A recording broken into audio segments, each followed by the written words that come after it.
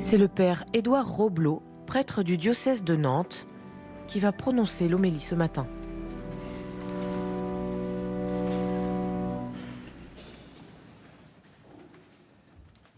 Vous êtes le sel de la terre, vous êtes la lumière du monde.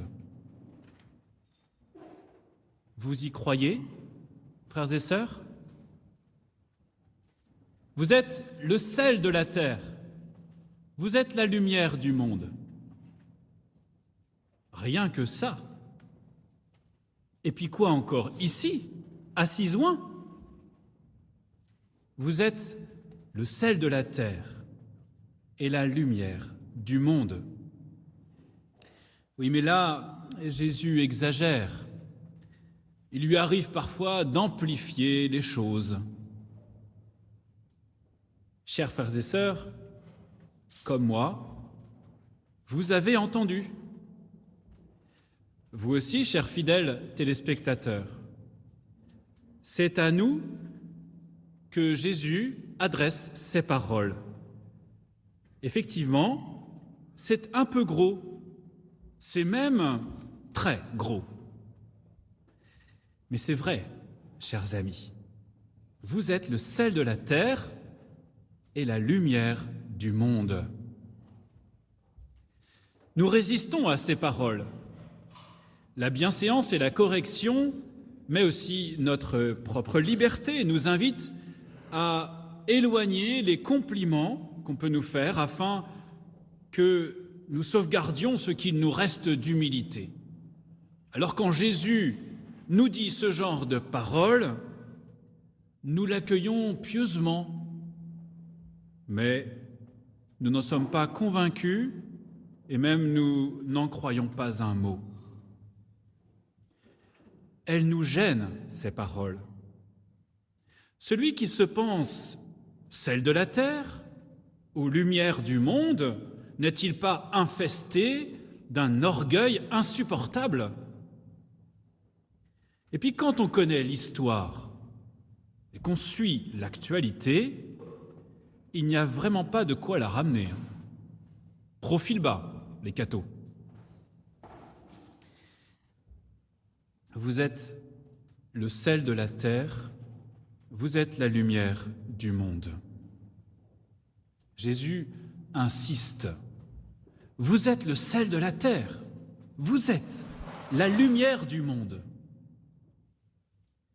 Chers frères et sœurs, cette parole du Christ nous prend là où nous sommes, avec le regard que nous portons sur nous, un regard parfois chagriné parce que nous ne correspondons pas véritablement avec ce que nous aurions aimé être. Cette parole nous atteint alors que nous nous sommes divertis loin de Dieu, sous des lumières artificielles comme un fils prodigue. Cette parole heurte nos oreilles alors que nous avons une petite vie. Notre vie est diminuée par l'âge ou la maladie, notre jeunesse a fui et la vie s'éteint. Mais vous, oui, vous êtes le sel de la terre, vous êtes la lumière du monde. Oui, chers amis, fidèles téléspectateurs, cette parole est vraie, elle est pour nous aujourd'hui. Il s'agit de faire taire les voix qui nous mentent en nous exaltant ou en nous démolissant. Vous êtes le sel de la terre et la lumière du monde, c'est ce que nous sommes, ni plus ni moins.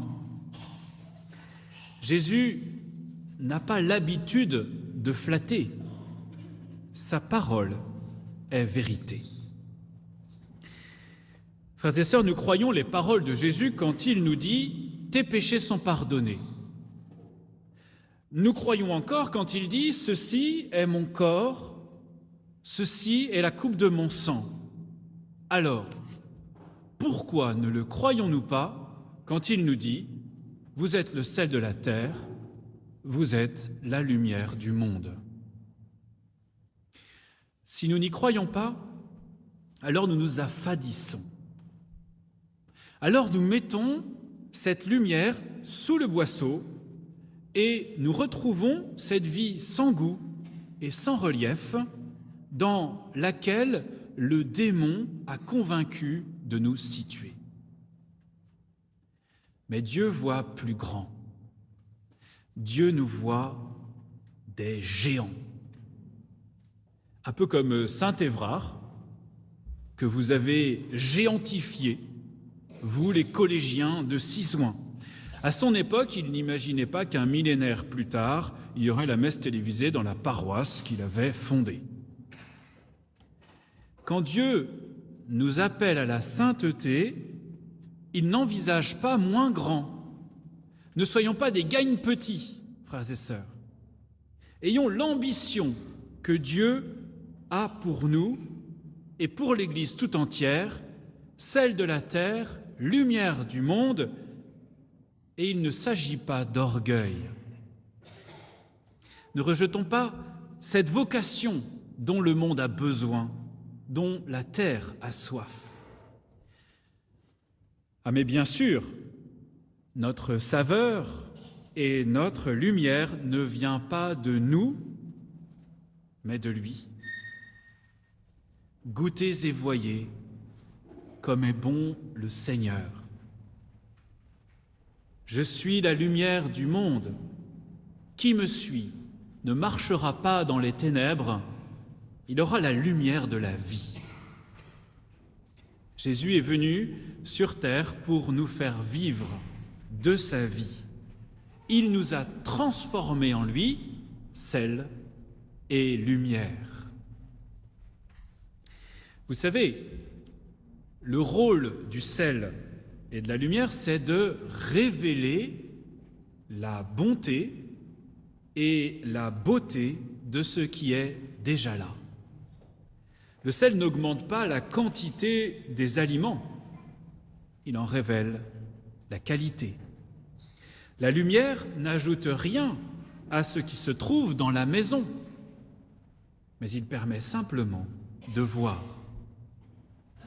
Voilà la vocation des chrétiens dans le monde, révéler sa bonté, révéler sa beauté. Pour l'amour du monde, croyez Jésus sur parole. Vous êtes le sel de la terre, vous êtes la lumière du monde. Amen.